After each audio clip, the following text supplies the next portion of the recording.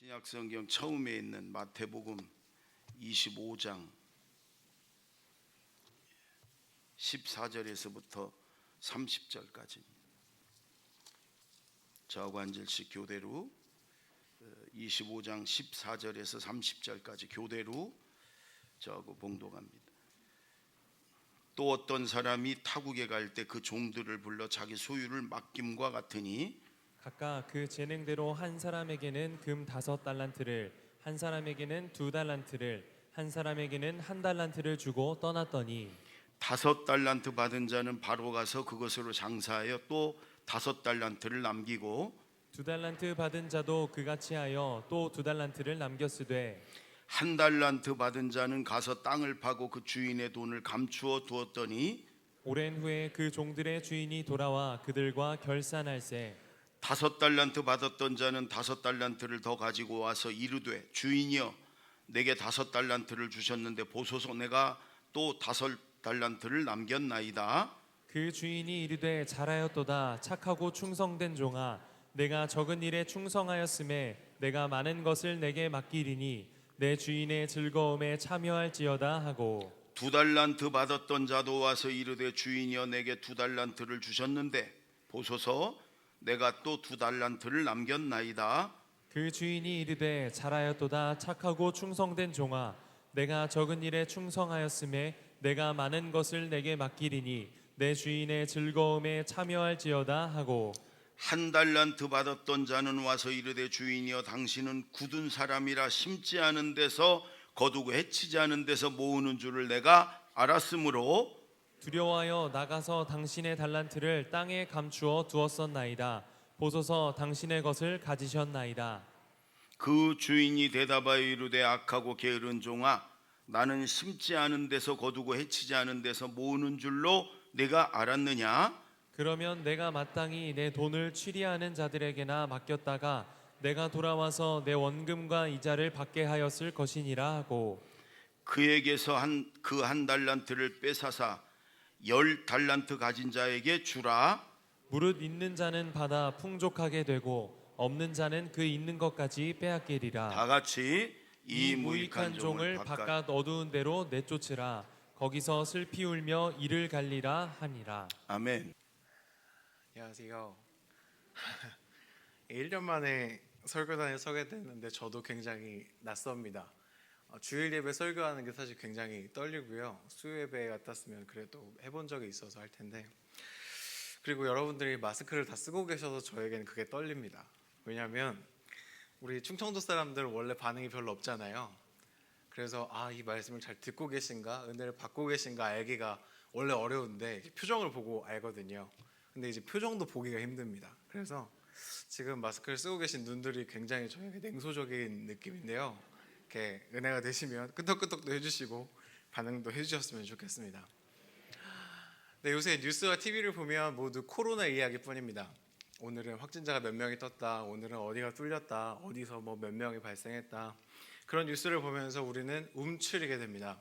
저도 마찬가지입니다. 매일매일 길을 나섰을 때 뭐 지나치는 사람들 가운데에서 혹은 버스나 지하철에서 만나는 사람들 가운데 혹시 저 사람이 코로나 걸렸으면 어떡하지라는 생각을 하고요. 여름이라 집에 들어오면 막 몸에 땀도 나고 열도 나는데 그러면 혹시 내가 36.5도를 넘은 게 아닐까, 혹시 내가 걸린 거 아닐까 하는 생각을 하며 두려워하게 됩니다. 이게 무증상자가 있다는 것 때문에 더 어려운 것 같습니다. 더 두려운 것 같고요. 저는 특별히 코로나에 대한 두려움이 더 강한데요. 왜냐하면 제가 자가격리를 2번이나 했기 때문입니다. 코로나 때문에. 여러분들 중에 몇몇 분은 저를 병균 보듯이 보시는데요. 그건 아니고요. 제가 걸려서 그런 건 아니고 제가 봄방학 때 미국에서 잠깐 들어오면서 2주 동안 자가격리를 했어요. 그리고 이번 5월 25일 날 미국에 잠깐 들어와서 짐 정리하고 오느라고 또 2주 동안 자가격리를 했습니다. 그렇지만 음성 판정을 받았습니다. 여러분 마음 놓으셔도 됩니다. 그 자가격리가 정말 힘듭니다. 해보신 분이 있을지 모르겠는데 대전에서는 아직 많지 않아서 하루 종일 그냥 일정이 똑같습니다. 하루 종일 아침에 일어나서 혼자 밥 차려 먹고 책 보고 영화 보고 TV 보다가 또 밥 차려 먹고 또 책 보고 영화 보고 TV 보다가 밥 차려 먹고 잡니다. 그걸 14일 동안 한다고 생각해 보세요. 어디 나가지도 못하고 뭐 햇볕도 못 쬐고요.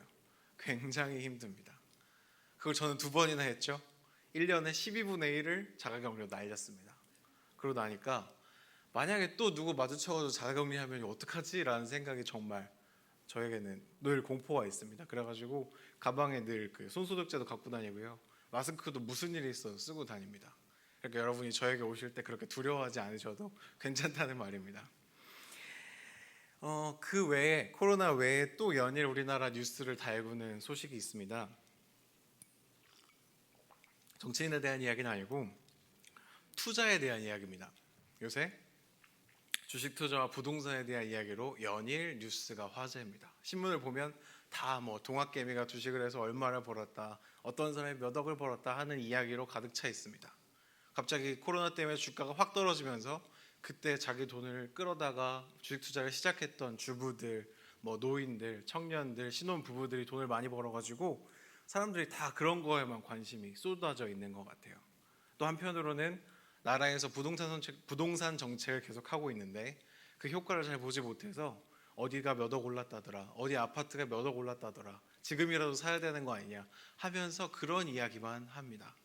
서울에 가보면 서울에서 식당에서 들리는 얘기들 중에 절반 이상이 부동산 아니면 주식 이야기입니다. 사람들이 다 거기에 몰두해 있습니다. 내가 부자가 되는 것에 대해서, 혹은 내가 이거 하지 않으면 뒤처지는 거 아닌가 하고 두려워하고 있습니다. 우리는 그런 시대를 살아가고 있습니다. 이런 시대 상황 가운데에서는 그리스도인으로 산다는 것이 굉장히 어려워집니다. 우리는 공예배는 할 수 있지만 소모임이나 나눔이나 셀모임이나 전도를 더 이상 할 수 없게 된 상황에 이르렀습니다. 한동안은 아마 하지 못할 겁니다. 코로나 때문에요. 은혜를 공급받지 못하는 상황 가운데에서 세상 사람들이 온전히 모두 다 몰두하는 주제는 돈뿐입니다. 이익뿐입니다. 다들 거기에 미쳐서 쏠려갈 때 그리스도인은 그러지 않아야 하는데 그러지 않기란 굉장히 어렵습니다. 그 가운데에서 우리의 신앙은 점점 더 황폐해져 가고 우리가 기도하는 내용들이 어쩌면 하나님과의 만남이나 어떤 교제나 영혼의 구원을 사모하기보다는 우리도 우리 집 집값이 오르는 것, 내가 투자한 주식이 오르는 것, 내가 손해를 보지 않는 것에서만 매몰되기 쉽습니다. 그런 상황 가운데에서 하나님은 우리에게 어떤 삶을 원하실까 생각해 보다가 저에게 이 달란트 비유가 들어왔습니다. 예수님께서는 달란트 비유를 통해서 하나님 나라가 어떠한 것인지, 우리의 삶의 의미와 목적이 어떠한 것인지에 대해서 설명하십니다.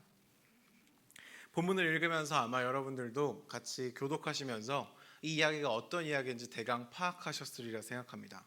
본문의 이야기는 굉장히 간단합니다.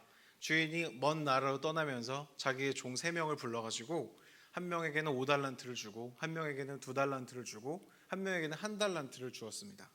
그런 다음에 이것을 가지고 너네가 장사를 하든지 뭐 투자를 하든지 해서 이 자산을 불리라고 명령했습니다.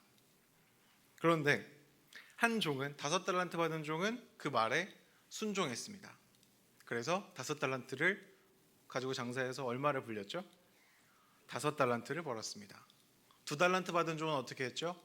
2달란트를 벌었습니다. 그런데 1달란트 받은 종은 어떻게 했나요? 땅에 묻고 아무것도 하지 않았습니다.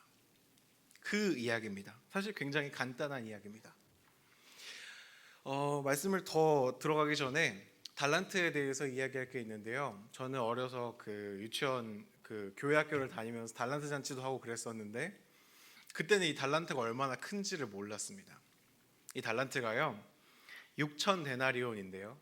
데나리온이라는 돈은 하루 노동자의 하루 평균 임금입니다. 그러니까 하루 열심히 일하면 그때는 한 데나리온을 줬어요. 그런데 이 달란트는 그 데나리온의 6,000배입니다. 자, 이제 수학 시간입니다. 우리나라 평균 임금이 하루에 10만 원이라고 해보죠. 6,000배입니다. 달란트 얼마인가요? 6천만 원일까요? 6억일까요? 헷갈리시죠? 6억입니다. 한 달란트가 6억입니다. 그럼 2달란트는 12억이고 5달란트는 30억이죠. 네, 그렇습니다. 사실 우리는 생각했을 때 한 달란트 이렇게밖에 안 줬지라고 생각하지만 주인은 종들에게 굉장히 많은 돈을 맡긴 겁니다.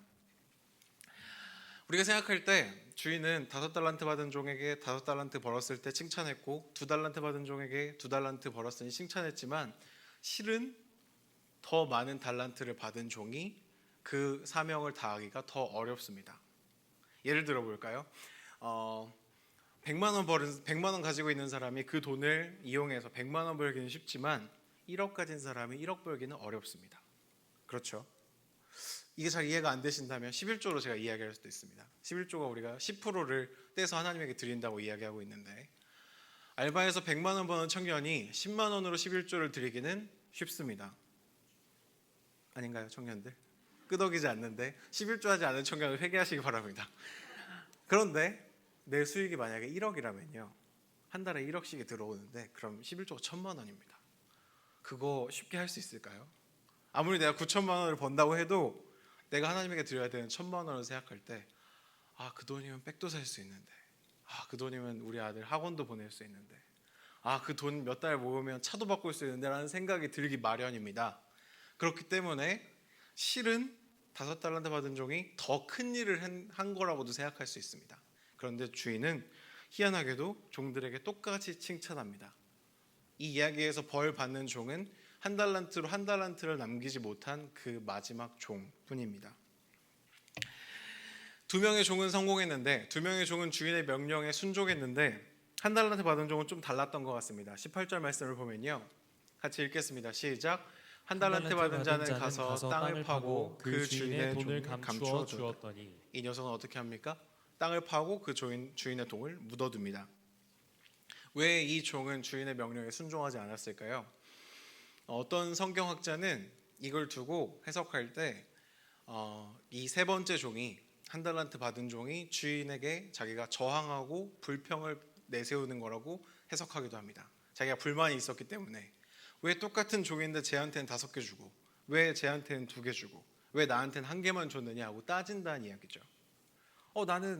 나도 같은 종인데 나도 같은 능력을 갖춘 것 같은데 나한테 하나밖에 안 줬으니 나도 내 의무를 방기하겠다라고 해석하기도 합니다. 그렇게 생각하면 중요한 것은 달란트의 크기이고 어쩌면 우리 가운데 있는 나도 저 달란트 더 받고 싶은데 하는 욕망을 이 이야기를 통해서 하는 게 아닌가 하는 생각도 하게 됩니다. 어쩌면 그게 주인의 문제로 읽을 수도 있습니다. 왜 주인은 차별해서 똑같이 그냥 2달란트씩 나눠줬으면 됐을걸, 3달란트씩 나눠줬으면 됐을걸, 얘한테는 5개, 얘한테는 2개, 얘한테는 하나 줘서 이런 일을 벌어지게 하냐 하고 생각할 수도 있습니다. 그런데 그 이후의 말씀들을 읽어보면 예수님이 이 말씀을 하신 포인트는 달란트의 차이에 있는 것 같지 않습니다. 21절의 말씀 같이 한번 읽어보겠습니다. 21절의 말씀 같이 읽겠습니다. 시작. 그 주인이 이르되 잘하였도다 착하고 충성된 종아 내가 적은 일에 충성하였음에 내가 많은 것을 내게 맡기리니 내 주인의 즐거움에 참여할지어다 하고, 이 말씀을 주인이 5달란트 번 종에게 하는 말입니다. 너가 작은 일에, 적은 일이 아닌데 적은 일이라고 했어요. 적은 일에 충성했으니 앞으로 더 큰 일을 내가 너에게 맡기리라. 너에게 더 큰 기쁨이 있을지어다 이야기합니다. 2달란트 받은 종에게도 똑같이 주인은 이야기했습니다. 정산을 하면서 네가 이 일을 똑바로 너의 소명을 다하였으니 네가 나중에 더 큰 일을 맡게 될 거다라고 이야기합니다. 그런데 24절, 25절 한 달란트 받은 종과 주인이 만나는 순간에는 다른 이야기가 펼쳐집니다. 이 말씀 좀 길지만 다 같이 한번 읽어보겠습니다. 시작. 한 달란트 받았던 자는 와서 이르되 주인이여 당신은 굳은 사람이라 심지 않은 데서 거두고 해치지 않은 데서 모으는 줄을 내가 알았으므로 두려워하여 나가서 당신의 달란트를 땅에 감추어 두었었나이다. 보소서 당신의 것을 가지셨나이다. 이 24절의 말씀을 다시 띄워주세요. 24절의 말씀이 굉장히 중요합니다. 그 한 달란트 받은 종이 뭐라고 하냐면요, 주인이여 당신은 굳은 사람이라 심지 않은 데서 거두고 해치지 않은 데서 모으는 줄을 내가 알았다 이렇게 이야기합니다. 여기서 이 굳은이라고 번역된 말은 한국말로 좀 더 정확하게 옮기면 가혹한, 잔혹한, 나쁜 이런 뜻입니다. 당신은 나쁜 사람이라서 심지 않은 데서 거두는 줄을 내가 알았기 때문에 그렇게 하지 않았다라는 이야기입니다. 사실 이 이야기를 우리는 현대적인 눈에서 번역된 성경으로 읽지만 처음 이 예수님의 말씀을 들었던 사람들은 우리와 다르게 한 달란트 받은 종이 잘했다고 생각했을 겁니다. 왜냐면요, 유대인의 율법에서는 돈으로 돈을 버는 일이 금지되어 있습니다. 모세의 율법에는 돈으로 원금이 있으면 원금 빌려줬으면 원금만 받아야지 그걸로 이자를 받거나 장사를 하면 그게 금지되어 있습니다. 돈은 그냥 돈이에요. 자기가 일을 해서 벌어야 됩니다. 그런데 주인은 지금 원금과 이자에 대해서 좀 있어 이야기하거든요. 그러니까 종이 뭐라고 하냐면, 당신이 나쁜 사람이라서 내가 당신을 고든 길로 인도하려고 이 말을 안 들었다라고 이야기하는 겁니다. 어찌 생각하면 유대인들의 입장에서는, 그 당시 예수님 말씀을 처음 들었던 예수님 제자들 입장에서는 한 달란트 받은 종이 더 잘한 거 아닌가? 라는 생각이 들었을 수 있습니다. 그런데 주인의 반응이 무섭습니다. 26절의 말씀 같이 읽겠습니다. 그 주인이 대답하여 이르되 악하고 게으른 종아, 나는 심지 않은 데서 거두고 해치지 않은 데서 모으는 줄로 내가 알았느냐. 27절도 읽겠습니다. 그러면 내가 마땅히 내 돈을 취리하는 자들에게나 맡겼다가 내가 돌아와서 내 원금과 이자를 받게 하였을 것이니라 하고. 주인이 그렇게 소리를 지르고 있습니다. 내가 그렇게 나쁜 주인인 줄 알았느냐?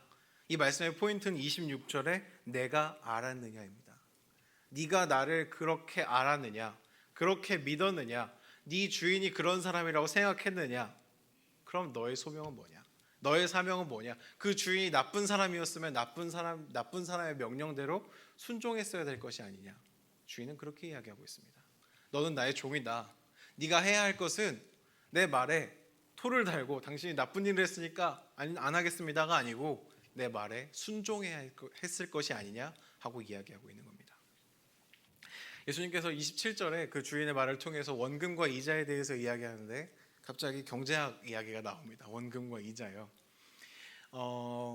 유명한 주식 투자자 중에 김철광이라는 사람이 있습니다. 지금은 막 몇백억, 몇천억을 구해낸 사람인데요. 이 사람이 경찰의 아들로 태어났습니다. 그리고 할아버지가 노름을 해가지고 집안을 다 말아먹으셨어요. 그런 집안에서 자랐다 보니까 뭐 학교 앞에서 하는 뭐 몇백 원짜리 도박 같은 거 아니면 고스톱 같은 것도 못 치게 교육을 받고 자랐습니다. 집안 분위기가. 그래서 이 사람이 나중에 직장을 잡고 직장을 열심히 다녔는데도 현금 카드만 들고 다니고 신용카드 하나 만들지 않았다고 합니다. 그렇게 십몇 년을 지났는데, 그리고 예수님을 열심히 잘 믿는 사람이었어요. 신실한 기독교인이었어요. 그런데 어느 날 그 직장의 신우의 선배가 자기에게 오더니 철광아, 너 주식 투자 한번 해봐라 그랬다는 겁니다. 그래서 이 사람이 형님, 저희 할아버님 도박하시다가 말아먹으셔가지고 저희 집 그런 거 안 해요 라고 이야기했답니다. 그랬더니 그 신앙에 있는 선배가 갑자기 이 이야기를 했습니다. 달란트 이야기를. 철광아, 너 교회 열심히 다녔으니까 달란트 얘기 알지? 네, 알죠. 5달란트 받은 종이 주인 명령에 어떻게 순종했니? 장사해서 5달란트 벌었죠. 2달란트 받은 종은 2달란트 벌었죠. 1달란트 받은 종은 어떻게 했니? 땅에 묻어두고 있었죠. 그래서 주인이 그 개를 어떻게 했지? 쫓아내고 혼냈죠. 그치? 철광아, 잘 생각해봐. 은행 이자가 지금 0.1% 준다고 한다. 근데 지금 네가 은행에다가만 예금을 하는 건 그 첫 번째 그 1달란트 받은 종이랑 뭐가 다르냐? 어차피 늘어나는 돈도 없는데 너도 네 의무를 방기하고 있는 게 아니니? 라고 이야기를 했대요. 이 사람이 뭔가 아닌 것 같은데 하나님 말씀인 것도 같고 고민하다가 투자를 시작했고 지금은 성공해서 투자자가 됐습니다. 그런데 이 말씀의 포인트는 이 선배의 이야기는 이 말씀을 완전히 잘못 읽은 겁니다. 예수님의 포인트는 돈을 불려라가 아니고 순종해라에 있습니다. 여러분들이 오늘 이 말씀을 듣고 집에 가셔가지고 오늘 설교를 들었는데 나도 주식 투자를 시작해야겠다 하시면 그건 설교를 잘못 들은 겁니다. 여러분들이 잘못 들으신 거예요. 저는 아무런 상관이 없습니다. 여러분들이 손실을 보시든 이익을 보시든. 이런 오해가 벌어지는 이유는 우리가 이 말씀에 순종에 주목하지 못하고 달란트의 차이에, 달란트에 벌어들인 돈에 주목하기 때문입니다. 그런데 예수님의 포인트는 거기 있지 않은 것 같습니다. 이 본문을 시작할 때 예수님은 하늘나라의 이야기를 하신다고 하시면서 천국의 비밀을 너에게 말하는데 천국은 이것과 같다. 주인이 종들을 불러서 맡긴 달란트와 같다라고 이야기하십니다. 예수님이 천국을 이야기하시는데 우리에게 돈을 벌어라, 수익을 남겨라, 이자를 남겨라, 이건 아니실 거 아니에요? 주인이 종들에게 맡긴 일은 단 하나였습니다. 달란트를 사용해서 더 많은 달란트를 벌어들이는 것. 이 달란트는 그냥 단순히 6억이나 되는 돈, 아니면 우리에게 주어진 재능 정도가 아니고 주인이 종들에게 맡긴 소명입니다. 종의 소임으로 다해야 할 임무입니다. 우리 삶에 적용해서 가져오면 삶의 목적과 의미가 될 수 있고요. 어떤 사람에게는, 많은 사람들에게는 내 직업으로 부르신 소명이 될 수 있습니다. 하나님이 우리에게 각기 다른 달란트를 맡기셨는데, 우리가 만약 그 달란트를 사용해서 하나님의 사랑을 전하고 하나님을 알게 하고 하나님의 기쁨을 이 세상 가운데 전하지 못한다면 우리의 모습도 실은 이 한 달란트 받은 종과 다르지 않게 될 것입니다. 29절에 주인은 이렇게 이야기합니다. 물을 있는 자는 받아 풍족하게 되고 없는 자는 그 있는 것까지 빼앗기게 되리라. 주인은 만약에 종들이 그 명령에 순종하지 않으면 없는 자는 자기 그 있는 한 달란트 마저도 잃게 될 것이라고 이야기합니다. 하나님은 결코 우리에게 고리대금업을 하라고 하거나 원금을 불려서 이자를 남기라고 하는 것이 아니고, 각자에게 받은 달란트를 충실하게 사용해서 하나님이 우리에게 맡긴 명령, 내가 이해하고 있는 하나님이 나를 부르신 콜링에 대해서 순종하라고 말씀하고 있는 겁니다. 그래서 이 말씀의 이야기는 단순히 투자에 대한 이야기가 아니고 순종에 대한 이야기가 됩니다. 우리가 그래서 이 말씀을 읽었을 때 가장 주목해야 되는 부분은 내가 알았느냐입니다. 네가 그렇게 알았느냐? 그런데 왜 순종하지 않았느냐? 이쯤에서 제 이야기를 하나 해야 될 것 같습니다. 저보고 설교를 하라고 하실 때 제가 예를 들어서 제일 은혜 받은 순간, 하나님이 저와 가장 깊이 만나주셨던 순간을 이야기하라고 하셨는데, 많은 일들이 있었지만 제가 생각할 때 하나님과 가장 깊은 만남을 가졌던 순간은 이번 5월에 미국으로 들어가는 비행기 안에서였습니다. 5월 25일에 제가 들어갔는데요. 아침 10시 비행기였어요. 혼자 이제 인천공항까지 가가지고, 이번에는 2년 전과 다르게 여권도 챙겨가지고, 그건 당연한 건데 저는 한번 놓고 간 적이 있거든요. 그래가지고 그걸 가지고 공항 안으로 들어갔습니다. 문제는 비행기를 타면서 시작됐습니다. 그 탑승 게이트가 있는데요. 거길 들어갔는데 한 번도 그런 적이 없었는데 직원이 저에게 오더니 물어봤어요. 비자는 어떻게 가세요? 그러시는 거예요. 비자는 무슨 비자로 미국에 들어가냐고요? 그래가지고 제가 원래 F1 학생인데 졸업을 해가지고 그냥 여행자 비자 3개월짜리로 가려고요. 그렇게 이야기했습니다. 여기에서 조금 배경 지식이 필요한데요. 원래 미국이라는 나라가 우리가 여권 있다고 그냥 갈 수 있는 게 아닙니다. 비자가 있어야 돼요. 그런데 예전에는 그래서 미국 대사관 앞에 가가지고 비자 심사도 받고 인터뷰도 보고 했어야 되는데, 이제는 우리나라 비자가 면제됐습니다. 그런데 그 비자 면제라는 게 그냥 여권 들고 갈 수 있는 게 아니고, 인터넷에 미리 여권 사진도 올리고 자기 위험한 나라 안 갔다는 것도 써서 올리고 해서 승인을 받아야 갈 수 있습니다. 저는 그걸 몰랐습니다. 그래가지고 직원이 저한테 그러는 거예요. 이스타는 받으신 거죠? 그래가지고 제가 네, 저희 비자 면제잖아요 하고 들어갔습니다. 용감하게. 그리고 자리에 앉아가지고 뭔가 깨림칙한데, 그래서 인터넷으로 검색을 해봤죠. 이스타가 뭔지. 알고 보니까 승인을 받아야 되는 거더라고요. 얼마나 걸린다 봤더니 보통 72시간 전에 해야 된다고 하더라고요. 3일 전에. 제 비행기는 14시간짜리였습니다. 그러니까 이틀 정도 더 기다려야 이게 승인될지 안 될지를 알 수 있는 거죠. 앞이 깜깜했습니다. 일단 제 자신을 한탄하기 시작했습니다. 나는 도대체 왜 이럴까? 이번에 여권 챙겼다고 좋아한 제 자신이 너무 밉더라고요. 여권 챙겼다고 좋아한 내가 정말 바보 같다. 어떡하지? 그래서 나가야 되나? 비행기를 다시 갈아타야 되나 생각했는데, 연기하자니 이미 짐이 넘어가 버렸어요. 화물로. 미국 갔는데 짐 받기도 어렵잖아요. 그건 안 되겠다. 어떡하지? 그래서 일단 그 홈페이지를 검색해가지고 휴대폰으로 열심히 쓰라는 거 쓰고 답변하고 사진 올리고 해서 10시 비행기인데 9시 59분에 그걸 딱 보냈어요. 이제 비행기가 출발했죠. 비행기가 출발하는데 그렇게 설레지 않은 적은 처음이었습니다. 처음에는 될 대로 되라, 어떻게 되겠지, 약간 이런 마인드였는데 한 1시간 지나니까 심장이 막 쿵쿵쿵 뛰어가지고 귀에 심장 소리가 막 들립니다. 미국이라는 나라가 비자가 얼마나 엄격한지 제가 잘 알기 때문인데요. 저는 예전에 그 여행 갔다가 미국 돌아왔을 때 비자가 뭔가 이상하다고, 혹은 이 사람 신원이 좀 의심된다고 그 심사대를 통과하려고 하다가 경찰에 끌려가는 사람을 본 적이 있습니다. 막 소리 지르면서 하는데 막 끌고 가요. 테이저건 이렇게 해가지고. 굉장히 무섭습니다. 그리고 미국이 이런 점에 그 이번에 대통령이 트럼프 대통령으로 바뀌면서 더 엄격해져가지고 조금이라도 문제가 있으면 아웃이에요. 그냥 돌아갔다 다시 와라 이거예요. 돌아갔다 다시 와라. 아니면 어디 막 구류 시켜놓거나 감방 같은 데 가가지고 두드려 맞고. 그거 생각하니까 와, 이거 어떡하지? 일단 비행기는 탔는데 앞이 진짜 깜깜한 거예요. 속으로 망했구나 했습니다. 막 머리를 막 굴려봤습니다. 혹시 이게 빨리 승인될 수 있을까 하고 달력을 봤더니 제가 가는 미국의 그날은 시차가 있기 때문에 제가 가면 미국의 아침인데 월요일, 그날은 미국의 공휴일이었습니다. 메모리얼 데이라고. 공무원들이 안 와요. 야, 이거 망했구나. 진짜 큰일 났구나. 최악의 경우로 생각했더니 거기 있는 것도 안 된다고 해서 한국으로 돌아오는 거였습니다. 그럼 자, 생각해 보세요. 제가 왕복 비행기를 끊었으니까 다시 그거 땡겨서 돌아올 수는 있죠. 돌아오면 한국에서 자가격리 2주 해야 됩니다. 잠깐 그 미국 찍고 온 것 때문에 자가격리 2주 해요. 그다음 또 그럼 비행기를 사야 되죠. 왕복 비행기를.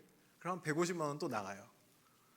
이건 뭐 부모님에게 달라고도 못하죠. 이건 제 잘못이니까. 그럼 또 150만 원 또 내야 돼. 또 갔다 오면 또 자가격리 2주 해야 돼요. 야, 이거 생각하니까 진짜 큰일 났더라고요. 그래갖고 마음이 막 갑갑하고 불안해가지고 막 이러고 있는데 기도를 해야겠다. 기도를 하기 시작했습니다. 30분 동안 귀에 그 이어폰 꽂고 찬송가 틀어놓고 기도를 막 하기 시작했어요. 하나님 살려달라고. 그러니까 요나의 심정이었습니다. 하나님 살려달라고. 한 30분쯤 기도했을 때 근데 갑자기 제 머릿속에 하나의 생각이 딱 스쳐지다가는데 저는 그게 하나님의 음성이라고 생각합니다. 어떤 생각이 들었냐면, 경민아, 네가 한 날 이 세상에 미국이라는 나라 들어가는 것 같고도 이렇게 열심히 기도하는데 네가 언젠가 천국문 앞에 설 날에 대해서는 왜 그렇게 절실하게 기도하지 않냐라고 생각이 딱 들었어요. 머릿속에. 미국 같은 나라 못 들어가서 튕겨나오는 것보다 천국문 앞에 못 들어가서 튕겨나오는 게 훨씬 클 텐데 왜 그거에 대해서 고민하지 않지? 왜 그거에 대해서 기도하지 않지? 라는 생각이 딱 든 거예요. 그 시점이 저의 상황과 연결되어 있는데요. 이야기하기 좀 부끄럽지만 제가 그때쯤에 제일 믿음이 떨어져 있던 시기였습니다. 왜냐하면 제가 이번에 석사를 졸업하면서 박사 지원을 했는데 결과가 그렇게 좋지 못했어요. 여러 학교에서 불합격 판정을 받았고 한 학교는 붙었고 한 학교는 최종까지 줄 테니까 기다리라고 했는데 그게 코로나 때문에 좌절돼 버렸습니다. 그냥 스탑해 버렸어요. 그래서 한 학교 붙었는데 그 학교는 하필 또 뉴욕에 있어요. 가장 코로나가 심했던 그 시점에. 그리고 그 학교는 가톨릭 학교여서 여러 고민 끝에 이번에 미국에 가지 않고 박사를 가지 않고 한 번 더 공부하기로 했습니다. 한 번 더 지원하기로 했습니다. 그리고 나니까 정말 힘들었어요. 하나님 왜 나한테 공부하게 하셔가지고 이렇게 합격도 안 시켜줄 거면 난 진짜 고3 때처럼 2년을 살았는데 너무한 거 아닌가. 지금이라도 내 공부하는 이거에 대해서 접고 다른 길을 찾아봐야 되나, 정말 그런 생각을 많이 할 때였습니다.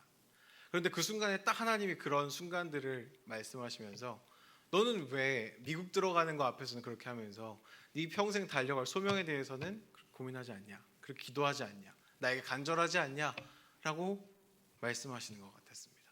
그래가지고 갑자기 눈물이 막 나기 시작하고요. 기도를 하는데 하나님 앞에 너무 죄송하고 너무 부끄러운 거예요. 그래서 비행기 안에서 그 이코노미석 맨 오른쪽 뒷자리에 혼자 그 독서등 켜놓고 앉아가지고 정말 울면서 기도했습니다. 그 승무원은 굉장히 이상했을 거예요, 제가. 왜냐하면 어떤 사람이 혼자 앉아가지고 갑자기 뭐 방언도 하고 혼자 막 울다가 찬송하다가 이러니까요. 정말 이상했을 거예요. 그렇게 한 1시간 정도를 기도했습니다.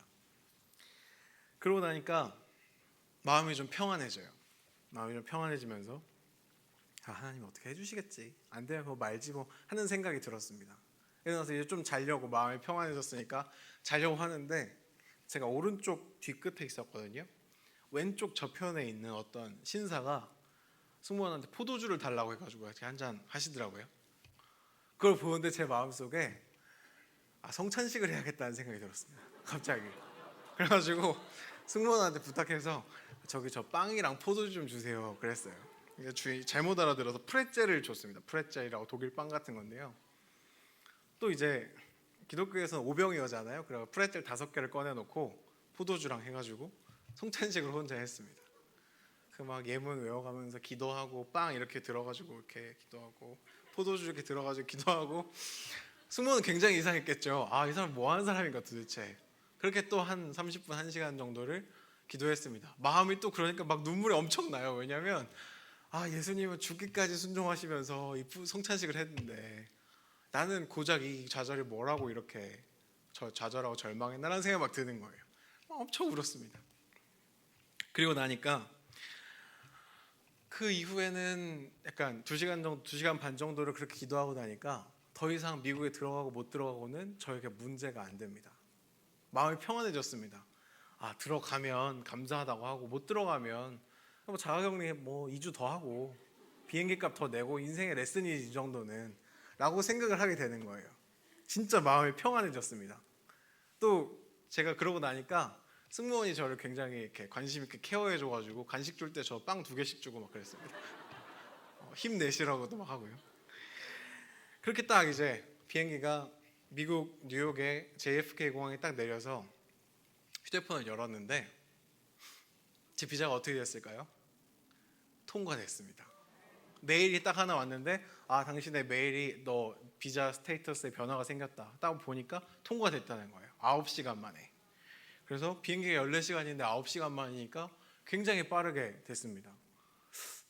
미국 공무원들이 일을 그렇게 열심히 하지 않는 걸로 알고 있는데 어떻게 그렇게 되는지 저는 모르겠어요.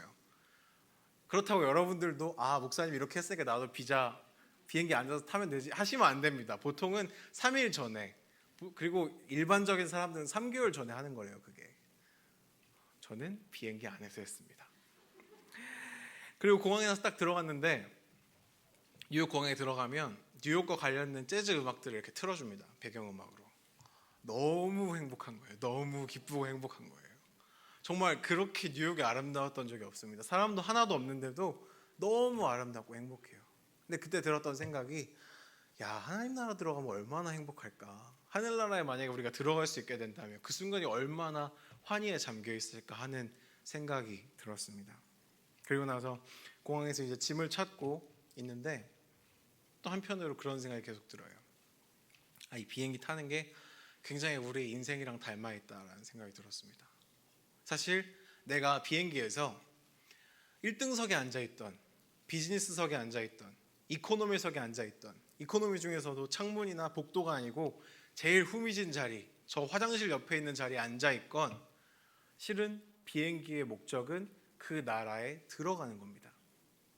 만약에 내가 1등석 손님이었어도 비자를 받지 못해서 들어가지 못하고 추방돼서 다시 우리나라 돌아와야 했다면 그 사람의 1등석 티켓은 아무런 쓸모가 없습니다.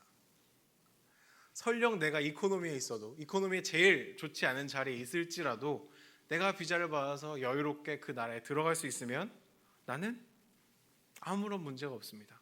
내 비행기 티켓은 그 티켓의 소임을 다한 겁니다. 오히려 내가 1등석 티켓을 샀는데 몇백만 원, 몇천만 원 주고 그걸 샀는데 들어가지 못하고 다시 추방돼서 또 그걸 사야 된다면 얼마나 좌절스러울까요?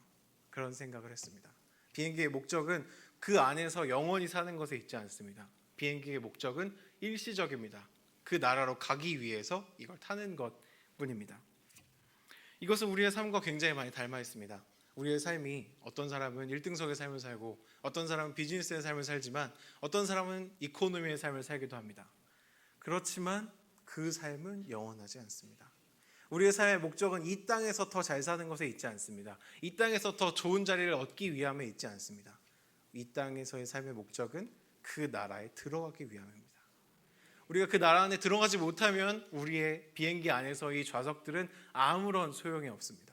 아무런 쓸모가 없습니다. 다시 말씀으로 돌아오겠습니다.